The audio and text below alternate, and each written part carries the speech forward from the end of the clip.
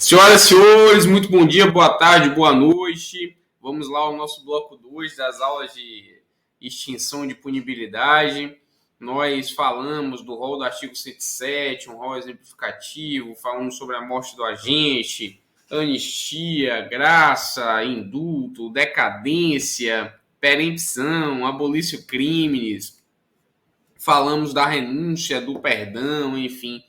E agora, na continuidade ali na análise das causas extintivas de punibilidade, eu quero falar com vocês a respeito da retratação, tá bem? Então vamos lá, anotem aí no caderno de vocês, retratação.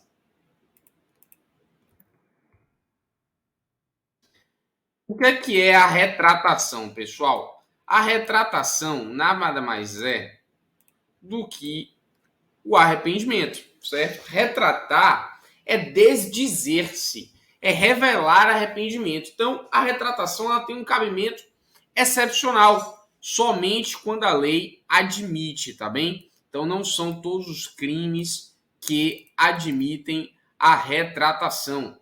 Só a lei vai ter uma previsão específica a respeito da matéria.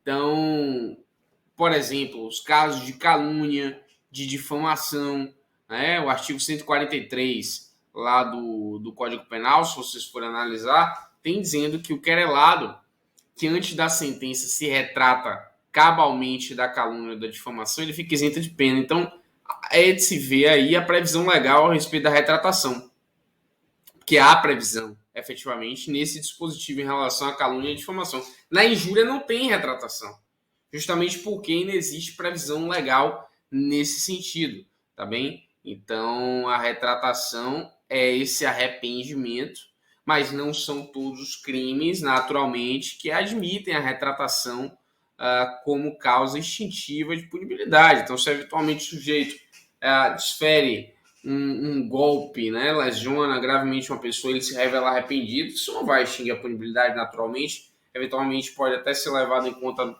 pelo juiz na dosimetria da pena. Só que existem determinados crimes que a lei prevê uma causa extintiva de punibilidade para a retratação, para esse arrependimento do agente, tá bem? Então é isso que vocês têm que saber a respeito do tema.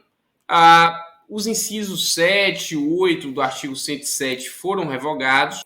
São dispositivos que versavam, né, sobre o casamento da vítima com o réu nos antigos crimes contra o costume, como, por exemplo, estupro, mas isso foi revogado desde 2005. E aqui a próxima causa extintiva de punibilidade que eu quero tratar com vocês é o perdão judicial. Senhoras e senhores, observem-me. Atenção aqui. Porque o perdão judicial, esse perdão judicial aqui que eu estou me referindo, é diferente do perdão. Aquele perdão aceito que eu falei na aula passada é reservado para os crimes de ação penal de iniciativa privada. Esse perdão judicial aqui é um outro instituto. Esse perdão judicial que eu estou falando é de um instituto que permite ao juiz deixar de aplicar a pena nos casos expressamente previstos em lei. Então, é diferente do perdão aceito, que é reservado às hipóteses de ação penal privada. O perdão judicial aqui incide, inclusive, em crimes de ação penal pública incondicionada.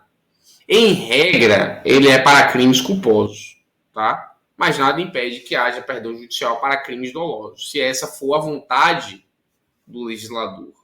Né? Então, isso é a previsão legal. É o legislador, por razões de política criminal, que vai falar sobre perdão judicial. Todo crime que admite perdão judicial, não. Para que haja perdão judicial, tem de haver expressa previsão em lei. O caso mais famoso é o homicídio culposo. Artigo 121, parágrafo 5º. Anotem isso aí. Um exemplo, né? É o artigo 121, parágrafo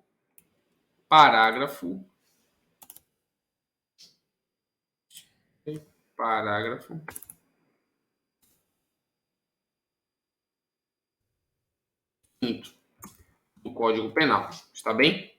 Então, diz o dispositivo que na hipótese de homicídio culposo, o juiz pode deixar de aplicar a pena, né, se as consequências da infração atingem o próprio agente de forma tão grave que a sanção penal se torne desnecessária.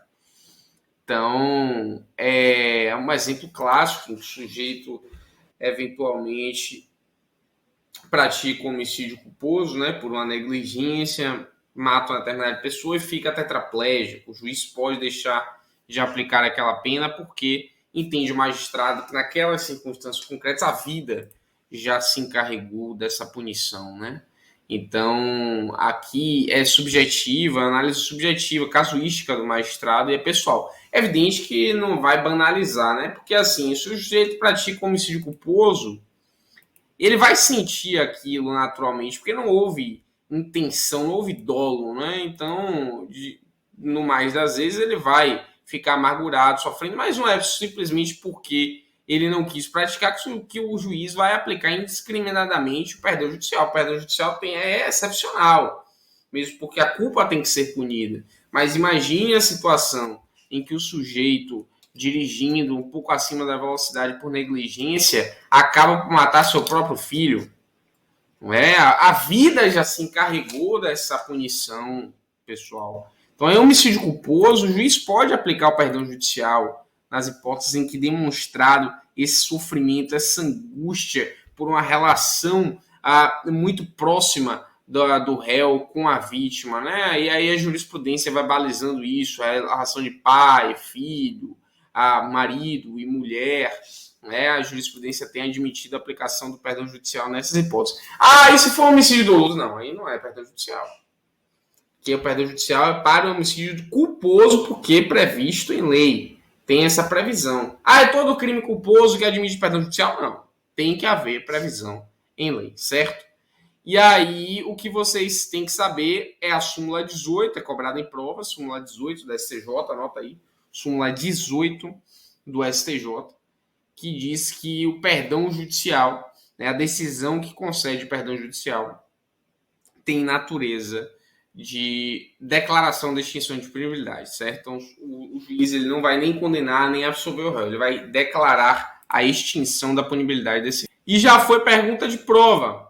Vem cá, esse perdão judicial depende da aceitação do réu? Não. Esse perdão judicial é concedido pelo juiz. Mas você falou que aquele perdão devia ser aceito. O perdão aceito lá da ação penal privada. Isso aqui é uma outra história, isso aqui é um outro instituto. O perdão judicial não precisa da aceitação do réu. Está bem, senhoras e senhores? Então vamos lá para a nossa cereja do bolo. Prescrição. Aqui temos algumas coisas bastante interessantes para falar para as senhoras e para os senhores. Prescrição. Anotem aí, prestem bastante atenção, tá bem? Olha só. Primeiro ponto, falando aqui algumas considerações introdutórias, né? O que é prescrição? Pessoal, a prescrição ela tem íntima relação com o limite de tempo. Prescrição tem a ver com tempo. O Estado ele tem um tempo para punir e mais do que isso. O Estado tem um tempo para executar a pena. Então, vocês aí já tiram duas pretensões que o Estado tem. A pretensão punitiva, a pretensão de punir, ou seja, de processar aquele réu e se ao final ele for considerado culpado, aplicar uma pena a esse réu por meio da sentença condenatória, que vai fazer a dosimetria da pena. E depois de aplicada a pena, surge uma outra pretensão, que é a pretensão de executar essa pena que foi aplicada. Então já tomem conhecimento aí que o Estado ele tem duas pretensões. Pretensão punitiva e pretensão executória. E como vocês vão ver ao longo da nossa aula, a prescrição incide sobre as duas. É possível que o Estado puna a tempo, mas não execute a tempo. Certo? E é possível que o Estado nem puna a tempo. Existe um limite temporal para que o Estado faça isso. A prescrição é o limite temporal do direito de punir e de executar a pena. Então, anotem aí um conceito, certo? vamos anotar um conceito breve sobre prescrição. Então, se vocês quiserem anotar aí, entendo a prescrição como a perda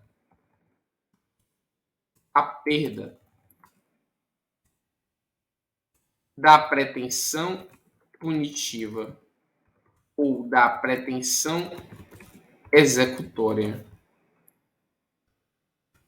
em face da inércia do Estado durante determinado lapso temporal previsto em lei. Então, olha só. Mas vem cá, professor, por que existe a prescrição? Pessoal, existem muitas e muitas teorias que visam aqui a explicar os fundamentos da prescrição, né? Os fundamentos. Aqui, segurança jurídica, luta contra a ineficiência do Estado, impertinência da sanção penal após longos anos. O que vocês têm que entender é o seguinte. O ideal é que haja o processamento do crime assim que ele é praticado, porque você dá uma resposta imediata. A vítima vai ter a sensação de justiça, o poder judiciário, o sistema de justiça vai ser um sistema respeitado. Quando você passa muito tempo para aplicar a pena naquele sujeito, isso pode, em alguns casos, causar mais dano do que efetivamente uma solução. Seja porque aquela pessoa não é nem mais a mesma pessoa, né? Tantos anos passaram do que aquela pessoa que praticou o crime. E seja porque a gestão de esforços, enfim, há uma limitação de recursos materiais e recursos humanos, então concentração de esforços é apurar um crime que já se passaram 10 anos, 15 anos, não tem mais razão de ser, uma dificuldade probatória muito grande, então, por questão de segurança jurídica, para evitar que fique se arrastando indefinidamente os processos penais, existe o Instituto da Prescrição. Agora percebam, a prescrição é esse limite de tempo, que está ligado à pretensão punitiva ou à pretensão executória. Concordem comigo. Se o crime é grave, o Estado tem mais interesse em punir, por isso que os lapsos temporais são maiores. Se o crime é menos grave, o Estado tem menos interesse de punir, por isso que os lapsos temporais são menores. E existem crimes que são tão graves que o Estado nunca vai perder o interesse de punir. A exemplo do racismo, certo? Um crime abjeto, um crime equiparado a hediondo. Então, o Estado não vai perder o interesse de punir determinados crimes. Existem alguns crimes que são imprescritíveis. Mas o que eu quero que vocês entendam é isso. Essa íntima relação entre prescrição e interesse de punir. Tá? A lógica que fundamenta é essa.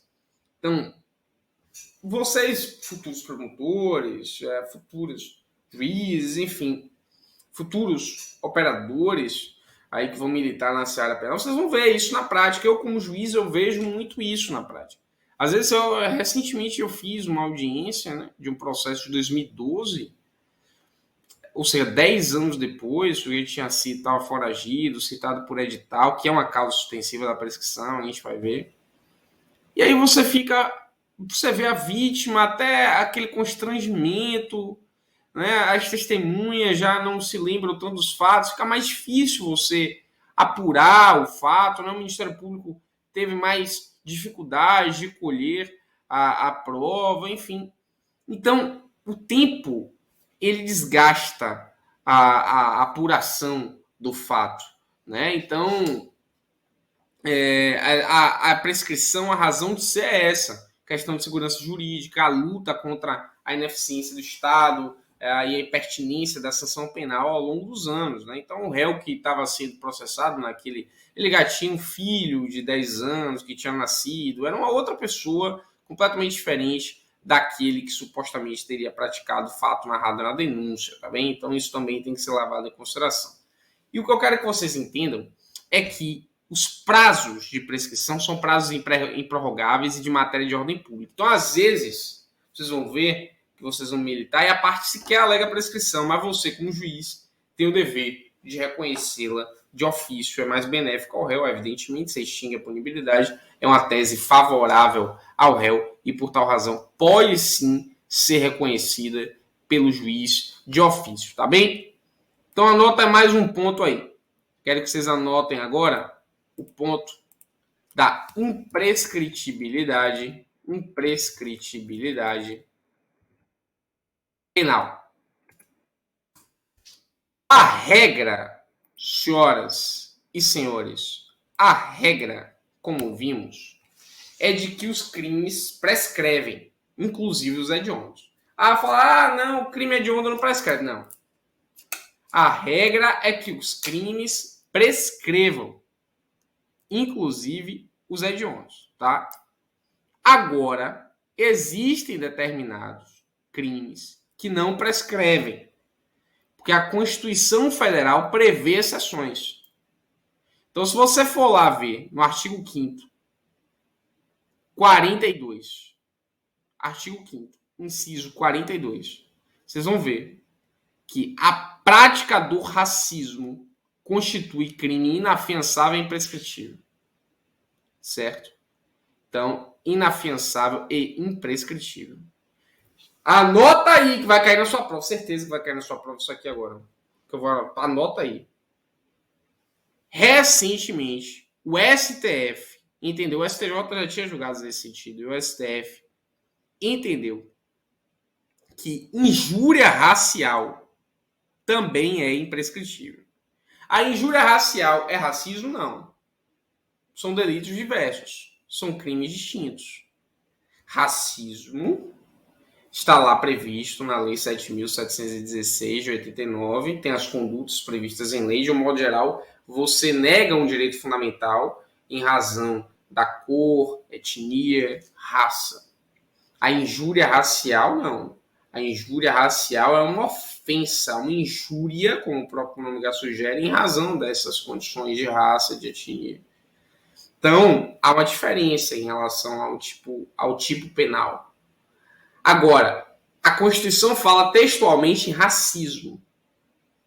O STF fez uma interpretação ampliativa disso para inserir também como um crime inafiançável em razão do caráter abjeto, né, e dos pactos e convenções subscritas pelo Brasil no plano internacional, para fazer consignar que o crime de injúria racial também é imprescritível.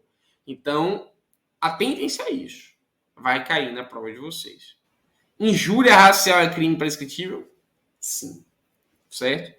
Para além disso, constitui crime inafiançável e imprescritível a ação de grupos armados, né, civis ou militares, contra a ordem constitucional do Estado. Então, você tem os artigo 5º, inciso 42 e inciso 44 da Constituição Federal.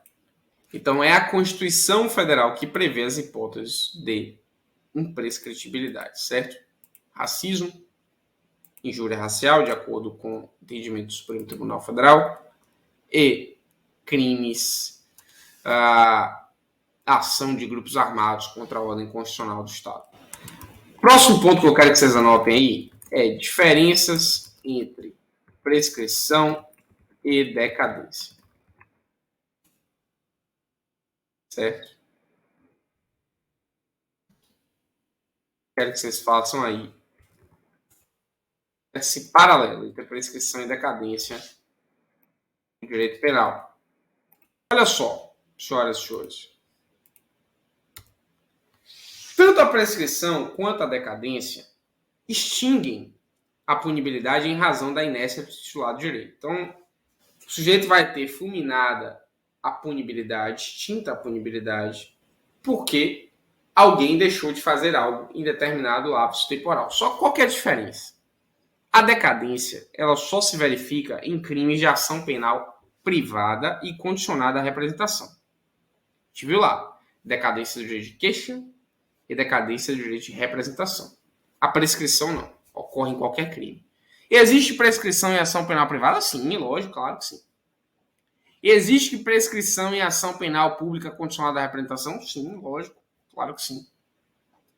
Existe prescrição em crime de ação penal pública incondicionada? Sim, claro que sim. Existe decadência em ação penal pública incondicionada? Não.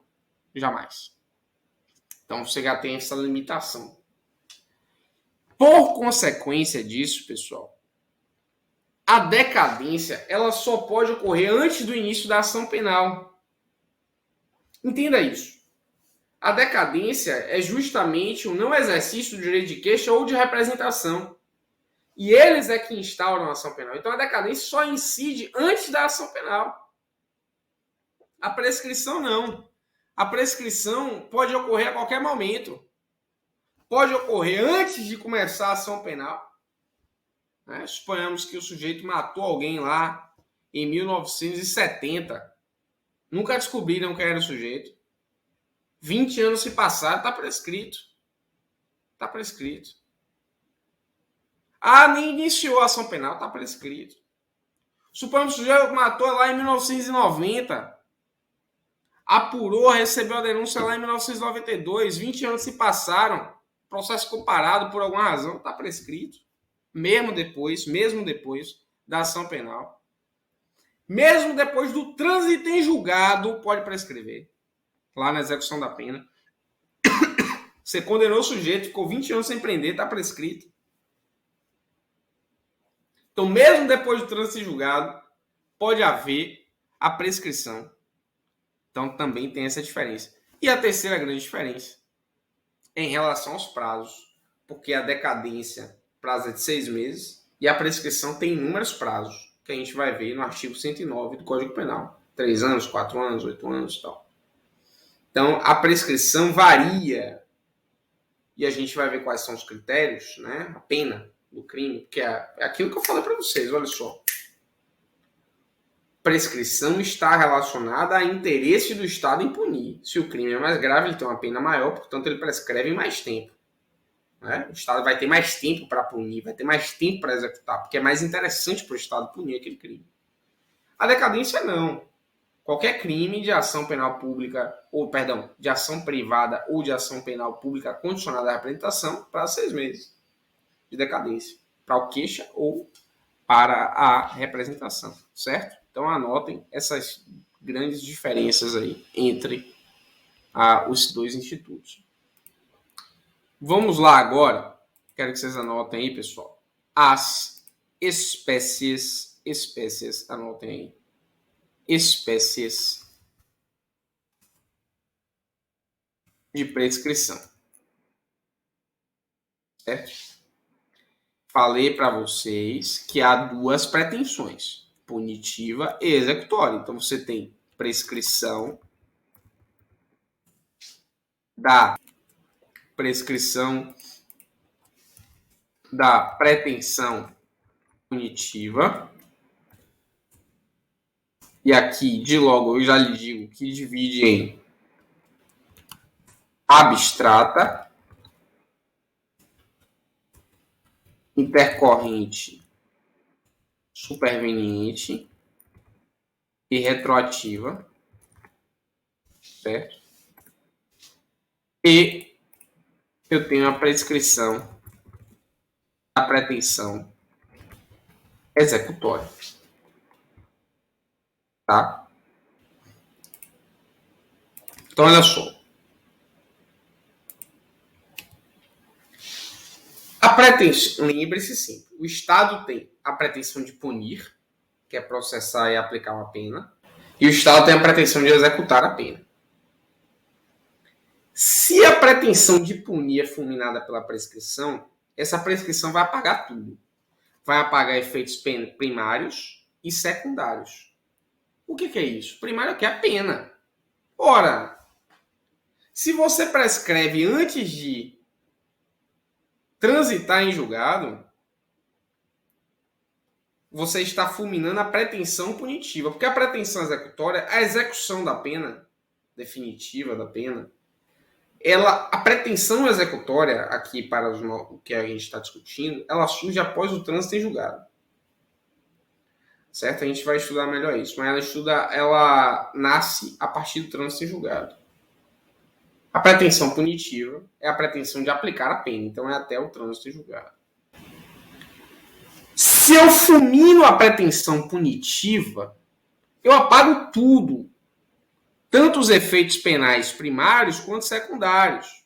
O sujeito não vai ser condenado, eu não vou poder registrar essa condenação. E além disso, se ele vier a cometer outro crime, ele não vai ser tido como reincidente. Ele nem vai cumprir pena nem nada.